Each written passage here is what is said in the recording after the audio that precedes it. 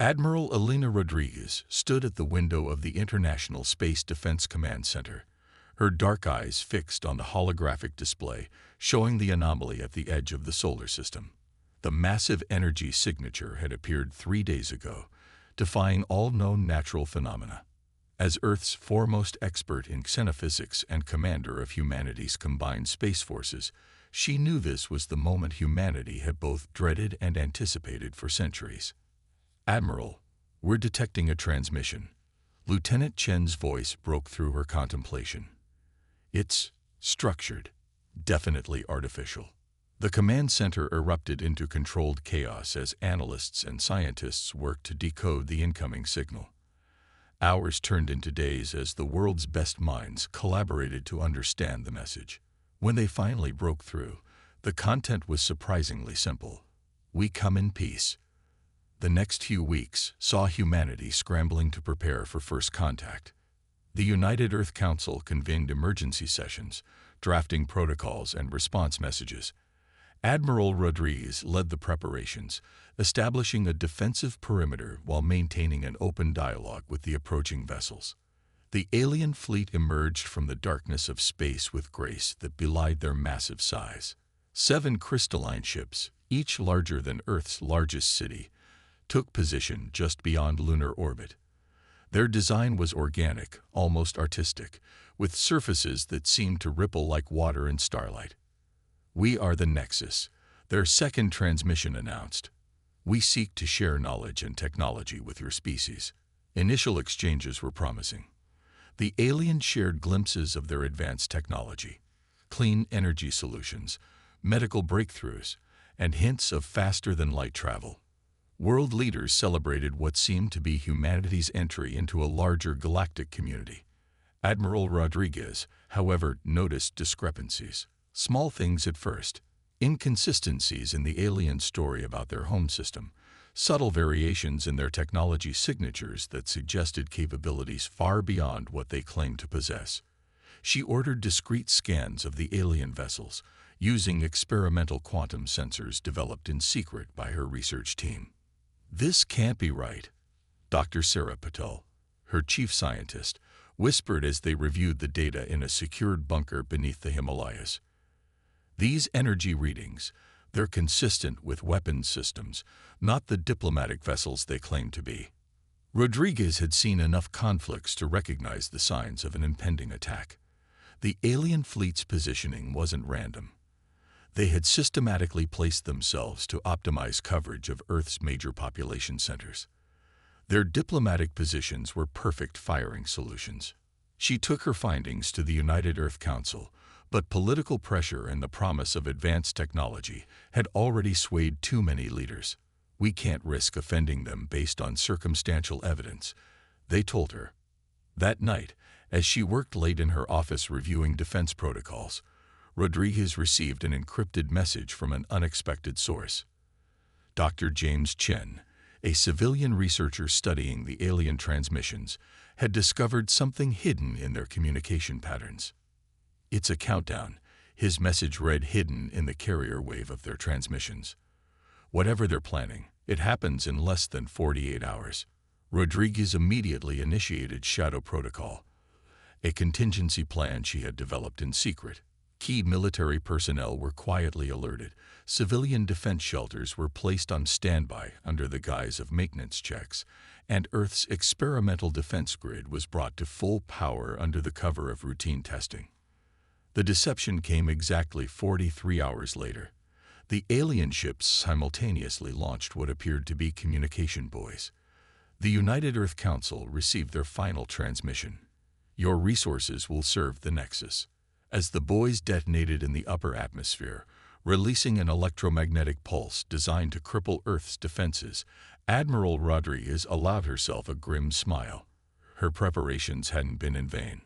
Earth's military installations were hardened against such attacks, and the experimental defense grid she had insisted on building was completely isolated from normal electronic systems.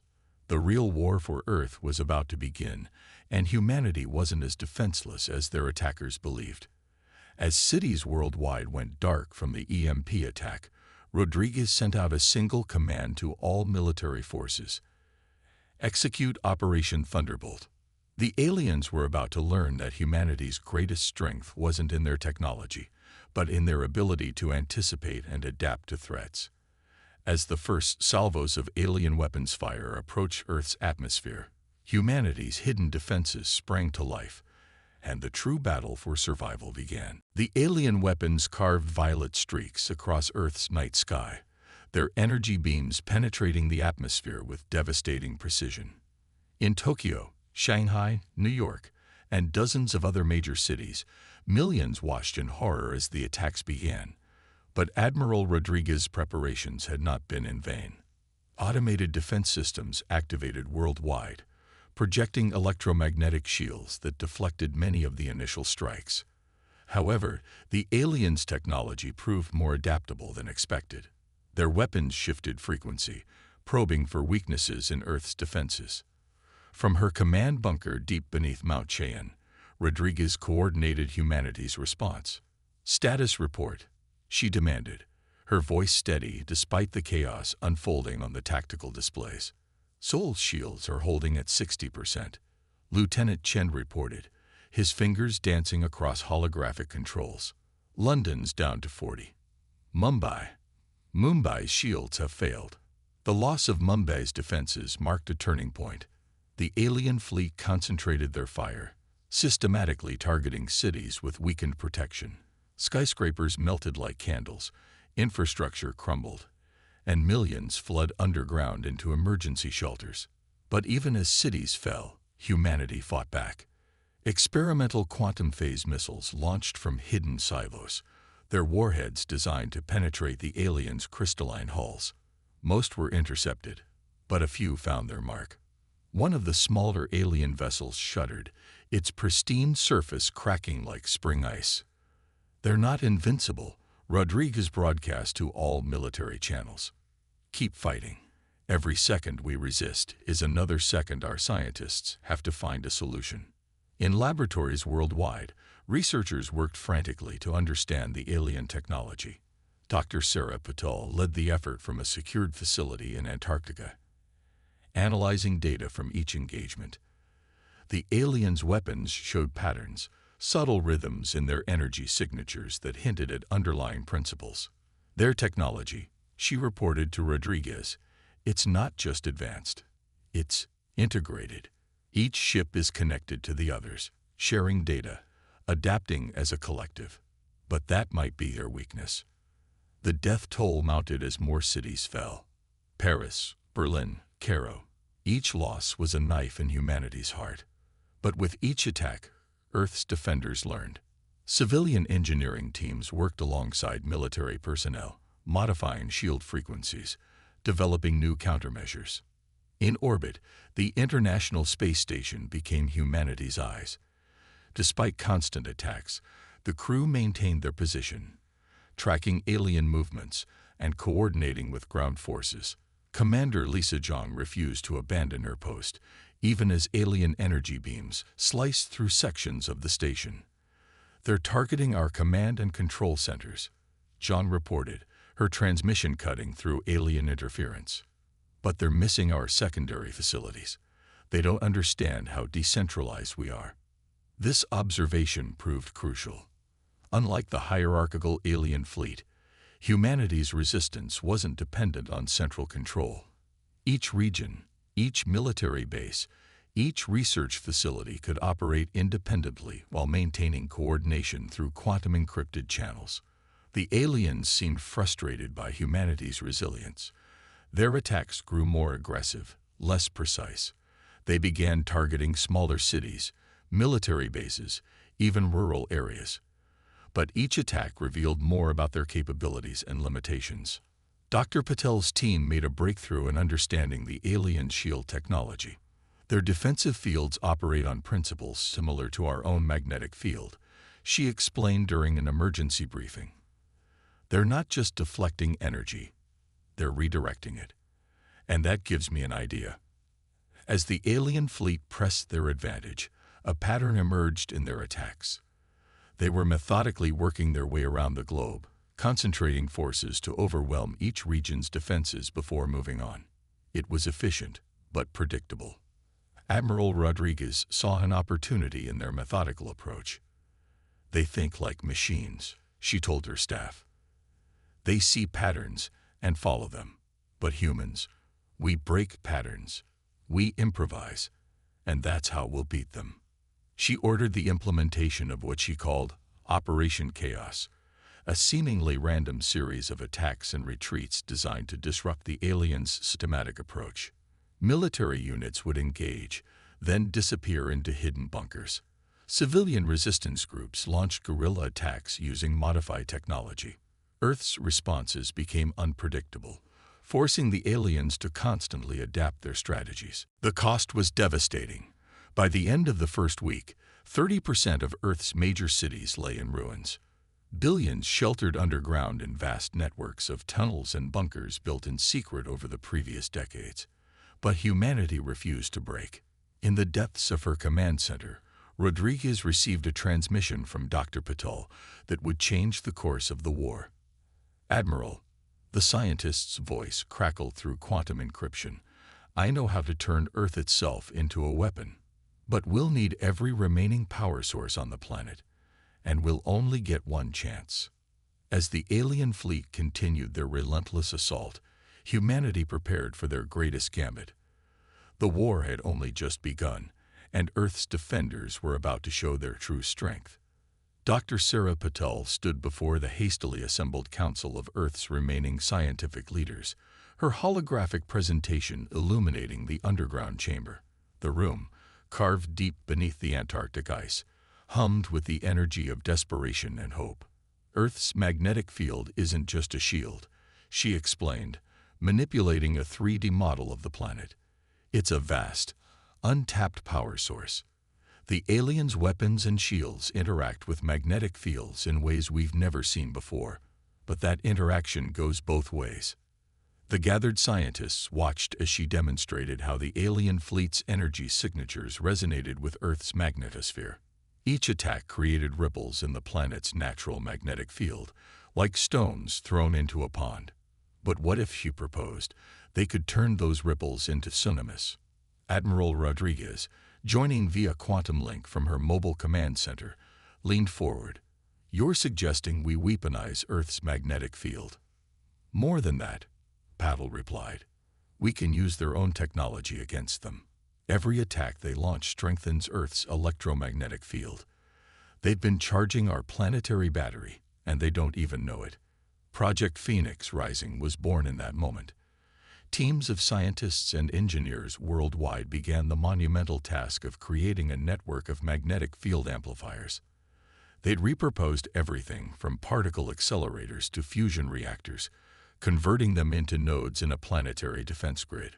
The work wasn't easy. The alien fleet, perhaps sensing something was amiss, intensified their attacks. They targeted power plants, research facilities, and energy infrastructure with increasing precision. But humanity had learned to hide its most crucial assets underground, in vast facilities shielded from alien detection.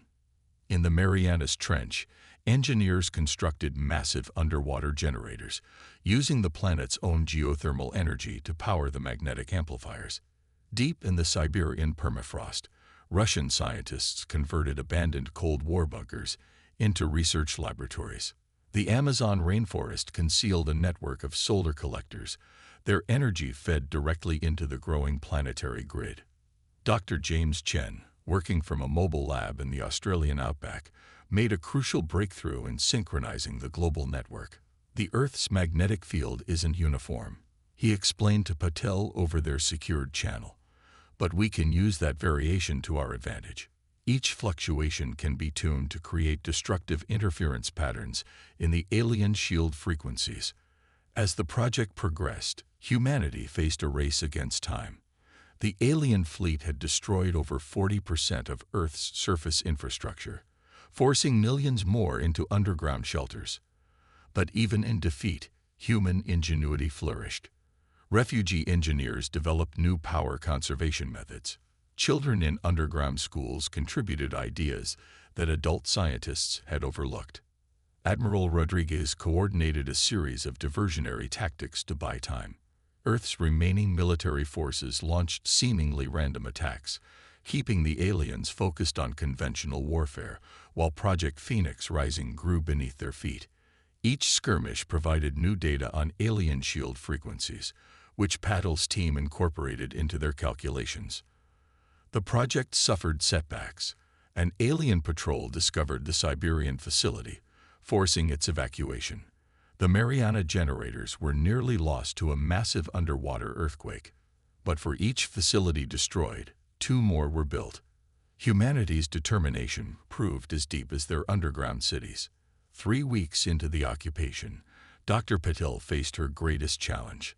The planetary grid was ready, but initial tests showed power fluctuations that could tear the network apart. The solution came from an unexpected source: a teenage girl in one of the underground shelters who suggested using the moon's gravitational pull to stabilize the magnetic field oscillations. "We've been thinking too small," Patel told Rodriguez during a critical review. "We shouldn't just use Earth's magnetic field. We should incorporate the entire Earth-Moon system." The aliens are about to learn that they're not just fighting a planet.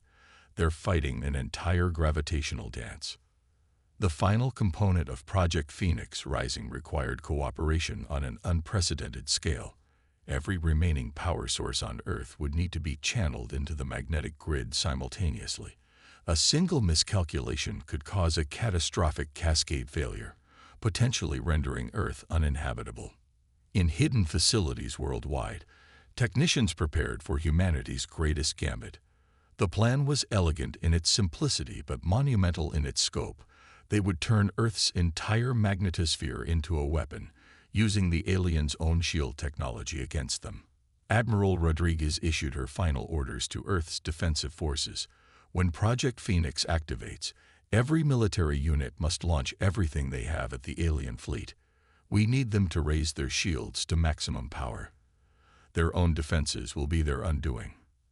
As humanity prepared for their counterattack, Dr. Patel made one final modification to the system. "The aliens think they understand Earth's magnetic field," she told her team. "But they've never seen it amplified by human determination. We're about to show them what happens when you back humanity into a corner." The stage was set for humanity's greatest test. In underground bunkers and hidden facilities around the world, billions held their breath, waiting for the signal that would start Earth's counterattack. Project Phoenix Rising was ready to show the alien fleet why humanity should never be underestimated. Admiral Rodriguez's voice echoed through every remaining communication channel on Earth. "Operation Phoenix, initiate." The command activated thousands of synchronized systems worldwide, from deep-sea generators to mountain-embedded magnetic amplifiers. Humanity's trap was sprung. The alien fleet detected the power surge immediately.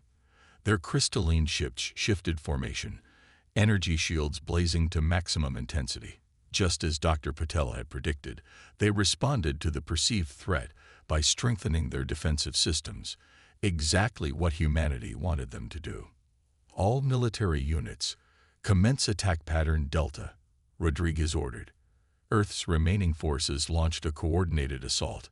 Missiles, energy weapons, and experimental quantum phase projectiles streaked skyward.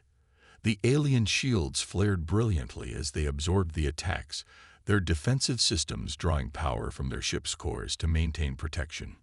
In her Antarctic command center, Dr. Patel watched the energy readings spike. "Their shields are at peak resonance," she reported, initiating magnetic field manipulation.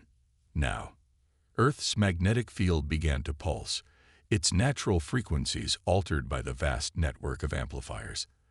The effect was subtle at first: slight distortions in the alien shield patterns, minor fluctuations in their energy distributions. But like a wave building in the deep ocean, the power grew exponentially. The alien fleet's first sign of trouble came when their shields began to shimmer erratically. The crystalline surfaces of their ships reflected chaotic patterns of light, as Earth's enhanced magnetic field interfered with their defensive systems. Their attempts to compensate only made things worse. feeding more energy into the resonance cascade that Patel's team had engineered. Commander Zhang, still maintaining her vigil aboard the damaged International Space Station, provided real-time observations. "Their shield frequencies are destabilizing," she reported. "The interference patterns are spreading from ship to ship through their linked defense network." The aliens attempted to adapt, their ships spreading out to minimize the magnetic field's effect. But Earth's scientists had anticipated this move. Hidden facilities around the planet activated secondary magnetic generators, creating a web of overlapping fields that trapped the alien vessels in zones of destructive interference. "They're trying to remodulate their shields," Dr. Chen reported from his monitoring station. "But they can't match our frequency shifts. Every adjustment they make gives us more data to counter." The battle reached its critical phase as the alien ships began to show signs of serious strain. Their once perfect crystalline hulls developed spreading networks of cracks as Earth's magnetic assault forced their shields to oscillate at devastating frequencies. The aliens launched desperate counterattacks, their energy weapons cutting swaths through the atmosphere. But humanity was ready. The underground city's shields, now reinforced with the same magnetic field technology, deflected most of the aliens' desperate salvos. Those attacks that did get through caused damage, but nothing like the devastation of the initial invasion. Admiral Rodriguez coordinated the human offensive with precision, born of decades of military experience. Each alien attempt to escape the magnetic trap was met with concentrated fire from Earth's remaining defense platforms, forcing them to maintain their shields at full power, and thus ensuring their continued vulnerability to the magnetic resonance. The first alien ship shattered spectacularly, its crystalline structure finally succumbing to the destructive harmonics. The explosion sent fragments raining through space, each piece still crackling with residual energy. The sight sent a wave of hope through Earth's defenders. The invaders weren't invincible after all. "Their command and control network is fragmenting," Zhang reported from the ISS. "They're losing their ability to coordinate their defenses." The alien fleet's unified response dissolved into individual ships fighting for survival. Some attempted to escape Earth's gravity well, but the magnetic field, extended by the moon's gravitational influence, just as the teenage refugee had suggested, reached far beyond their expectations. Dr. Patel's voice was tense as she monitored the system's power levels. "The grid is holding, but we're approaching critical load limits. We need to finish this now." Rodriguez seized the moment. "All units, concentrate fire on their flagship. Let's show them humanity's full strength." Earth's remaining weapons platforms, military units, and defensive systems focused their attacks on the largest alien vessel. The combined assault, amplified by the magnetic field disruption, proved too much for even their advanced technology. The flagship's shields collapsed in a cascade of energy, its crystalline hull shattering like glass in a freeze. The sight of their command ship's destruction broke the alien fleet's remaining cohesion. Individual vessels attempted to flee, but Earth's magnetic web had them trapped. One by one, their shields failed, their hulls cracked, and their mighty ships were reduced to clouds of glittering debris in Earth's orbit. As the last alien ship succumbed to humanity's counterattack, a cheer went up from every bunker, shelter, and command center on the planet. But Admiral Rodriguez and Dr. Patel knew the celebration was premature. The invasion had been repelled, but Earth's troubles weren't over. "We've won this battle," Rodriguez broadcast to all channels, "but we need to understand why they came. And we need to be ready if they return." In the aftermath of the battle, as humanity began to emerge from their underground shelters, the true scope of their achievement became clear. They had not only survived an attack by a vastly superior force, they had adapted, innovated, and turned their own planet into a weapon that even advanced alien technology couldn't withstand. The victory had cost them dearly in lives and infrastructure, but it had given humanity something precious: the knowledge that they could face any challenge, adapt to any threat, and emerge stronger than before. As the sun rose on a scared but unconquered Earth, humanity began the work of rebuilding, knowing they were no longer alone in the universe, and they were ready for whatever came next. In the debris field that once housed Earth's orbital stations, a discovery changed everything. A research team led by Dr. Chen found an intact data core among the crystalline fragments of the alien flagship. The device, still humming with residual energy, contained the truth humanity had been fighting to understand. Dr. Patel worked tirelessly in her Antarctic lab, now partially exposed to the open air from battle damage, to decode the alien records. What she found stunned her.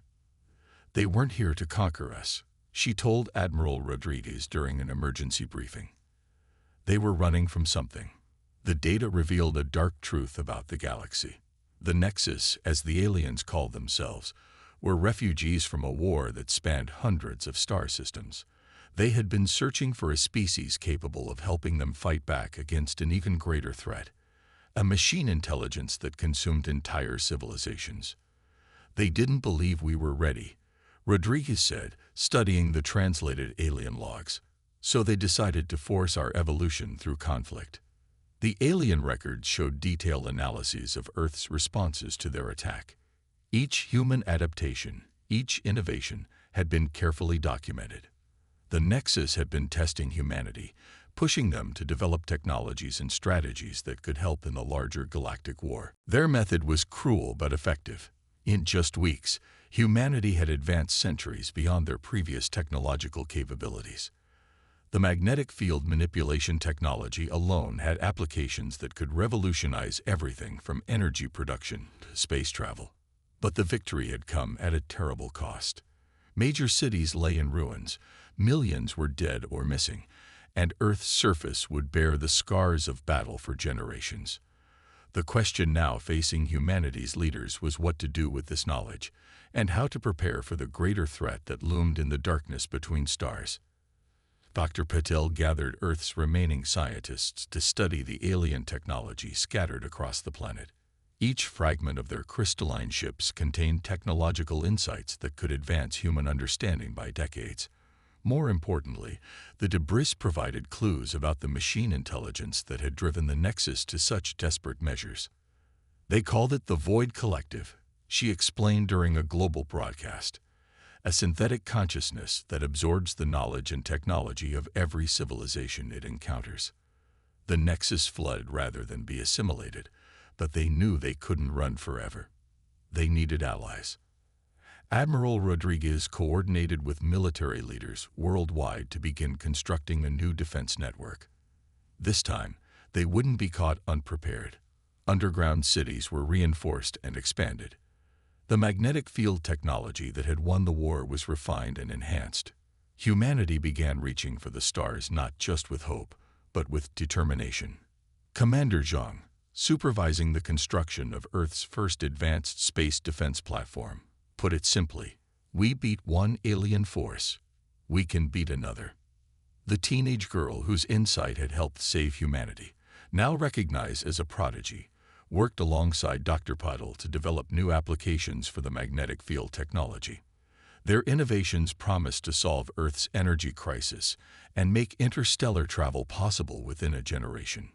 6 months after the invasion, humanity launched its first faster-than-light probe, built using a combination of salvaged alien technology and human innovation.